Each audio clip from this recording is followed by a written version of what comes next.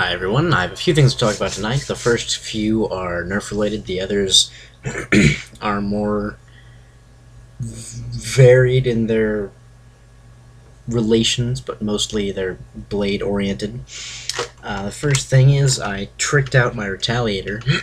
Basically I took apart my snap long strike because I just didn't really like it anymore. I needed to get rid of it. But I kept the barrel attachment for the long strike, and I stuck that on my Retaliator, and I think it looked pretty sweet.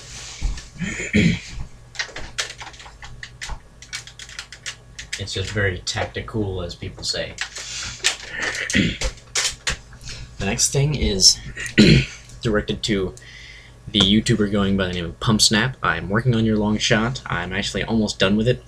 I'll probably be able to ship it out sometime this week.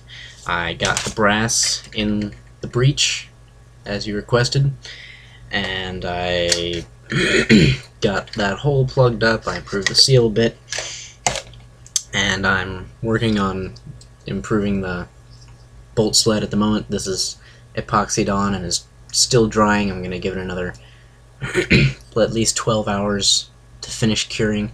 Then I'm going to stick the other one on tonight and clamp it on. And so this will be strong, and it'll be done for you in a day or two, because you need to allow epoxy time to really dry. And I got your stock block in, and I got the bipod off, and I was wondering if you wanted to keep the rest of this brass, if you wanted me to send it back with the long shot, or if you didn't care and if I could keep it. Alright, I think that is pretty much all the Nerf stuff for now.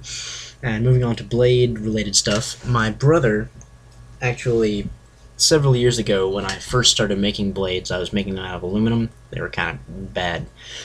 Well, beyond kind of bad, they were just really awful. And I gave one to my brother because I had an extra blade, I guess. And he was cleaning out his closet recently, and he gave it back to me because, well, it's a piece of crap. And here it is. This is in its sheath. And here's the blade itself. It's just very, very simple. I didn't really know much about anything back then. The very crude edge, there's really no sharpness there at all. I can do that all I want. Nothing. This is, I think, 2 feet long, 6-inch handle, 18-inch blade. This is just one of my very early attempts, and being aluminum, it's very light. And you can see along the edge, it's got a bunch of nicks and dings and stuff in there from hitting things. The next thing is I made an order from a company called Online Metals.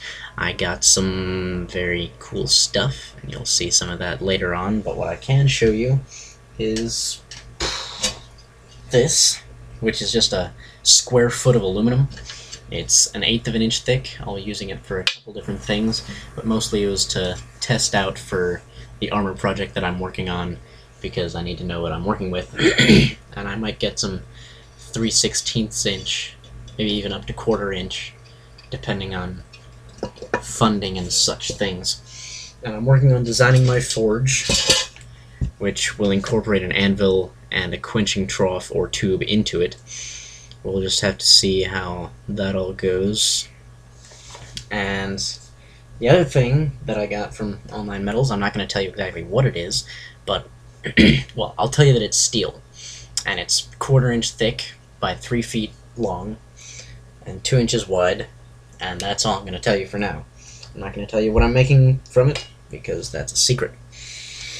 And then the last thing is that I lost my knife, the knife that I've been carrying around for a while, and I was very sad about that, and I lost that this week. And so I decided that I needed to make a new knife, because I don't like being without a knife.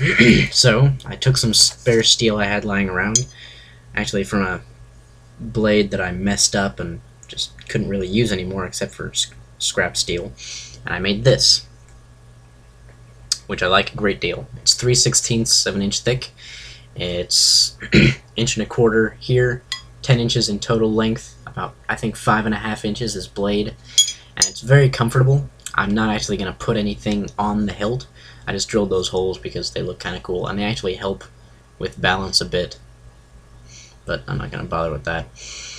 But yeah, it's very comfortable. It's actually very sharp. This is the best edge that I've gotten so far. I started off just, I ground out the whole thing on my angle grinder, and then I took the belt sander to it and started sanding away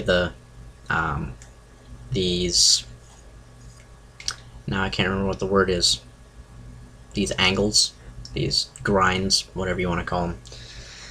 Bevels, that's the word.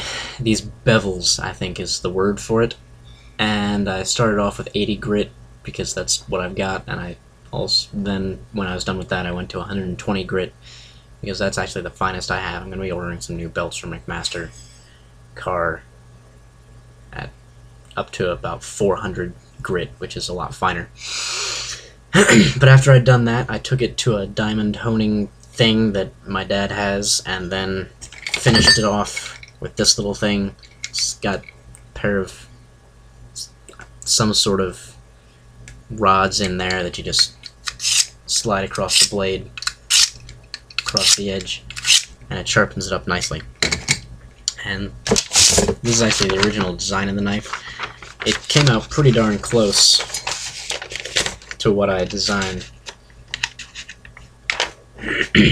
which I always love it when a plan comes together. Never mind. But what I really wanted to do is show you, just, it's quite sharp. It's not the thinnest, so it doesn't make very nice cuts, but whatever. I don't care. It's sharp enough to cut through things, and that's what's important. I just made a little sheath that I can put on my belt, and I'm very happy with it. It makes me happy. I like having knives hanging around.